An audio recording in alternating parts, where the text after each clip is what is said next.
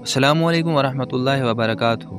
خوش آمدید ہے ایک بار پھر سے آپ کا میرے چینل دا ریئل اینڈ میں۔ دوستو، آج جو بات میں آپ کے ساتھ شیئر کرنے والا ہوں وہ ہر انسان کا اصل سفر ہے، ایک ایسا سفر جو ہر شخص کو کرنا ہے، چاہے وہ غریب ہو یا امیر ہو، مسلم ہو یا نان مسلم ہو، ہر ایک انسان اس راستے سے گزرتا ہے۔ یہ سفر ہے آخرت کا سفر، موت سے قبر تک، قبر سے حشر تک، حشر سے پل صراط تک، اور پھر جنت یا دوزخ تک۔ دوستو، دنیا کی مصیبت، درد اور تکلیف انسان برداشت کر لیتا ہے، لیکن جو عذاب، جو روشنی، جو سکون، جو خوشی، جو ڈر اور جو امید قبر کے اندر ہے، اس کا تصور بھی انسان کو رلا دیتا ہے۔ سوچو دوستو، ایک شخص بستر پر پڑا ہے، اس کی سانس دھیمی ہو رہی ہے، آنکھوں کے سامنے اس کی فیملی ہے، ماں باپ ہے، بیوی بچے ہیں، سب رو رہے ہیں۔ ڈاکٹر کہہ رہا ہے اب زیادہ وقت نہیں۔ وہ شخص جو کل تک ہنس رہا تھا، چل رہا تھا، دنیا کے کام کر رہا تھا، آج اس کی زندگی رک رہی ہے، سانس اٹک رہی ہے، زبان بہل رہی ہے۔ پھر ایک لمحہ آتا ہے جس لمحے میں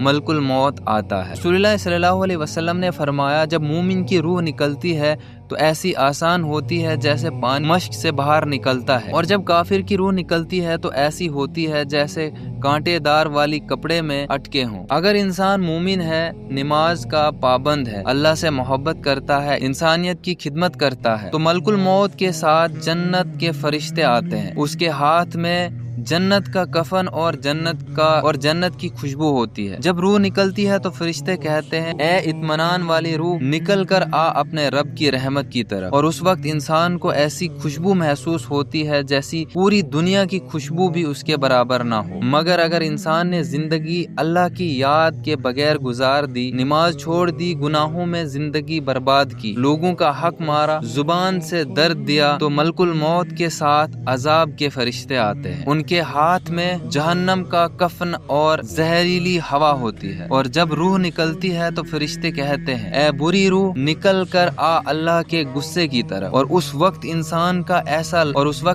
کو ایسا لگتا ہے جیسے اس کی روح کو ایک نس سے کھینچ کر نکال رہے ہو۔ دوستو، موت کا واقعہ اور ایک عجیب منظر ہوتا ہے۔ انسان اپنی فیملی کو دیکھ رہا ہوتا ہے، وہ اپنے ماں باپ کو روتا ہوا آنکھوں سے دیکھ رہا ہے، اپنے بچوں کو، اپنی بیوی کو دیکھ رہا ہے، مگر اس وقت وہ کچھ کر نہیں سکتا کیونکہ ہونٹ ہل نہیں پاتے، سانس رک جاتی ہے۔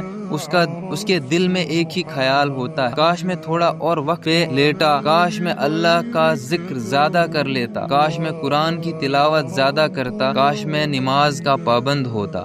لیکن دوستو، وقت واپس نہیں آتا۔ پھر انسان کو قبر میں اتارا جاتا ہے اور وہیں سے اصل سفر شروع ہوتا ہے۔ رسول اللہ صلی اللہ علیہ وسلم نے فرمایا، قبر یا تو جنت کے باغوں میں سے ایک باغ ہے یا دوزخ کے گھڑوں میں سے ایک گھڑا۔ سوچو دوستو، جو بندہ دنیا میں مزے کر رہا تھا، اس کے لیے قبر کا اندھیرا گھڑا بن گئی ہے، اور جو بندہ اللہ کے ذکر کے لیے زندگی گزارتا تھا، اس کے لیے قبر ایک نور کا باغ بن جائے گی۔ دنیا میں ہم سوچتے ہیں گھر کیسا ہے، گاڑی کیسی ہے، موبائل کیسا ہے، لوگ کیا کہیں گے، لیکن قبر میں ان چیزوں کی کوئی اہمیت نہیں ہوگی، وہاں صرف اعمال ساتھ ہوں گے۔ قبر میں کوئی دوست، کوئی فیملی، کوئی پیسہ کام نہیں آئے گا، صرف اور صرف نماز، قرآن، زکوٰۃ، صدقہ اور اچھے اخلاق۔ اس کہانی کا ایک پارٹ میں یہیں ختم کرتا ہوں، اور ملتے ہیں دوسرے پارٹ کے لیے دوسری ویڈیو میں، تب تک کے لیے اللہ حافظ۔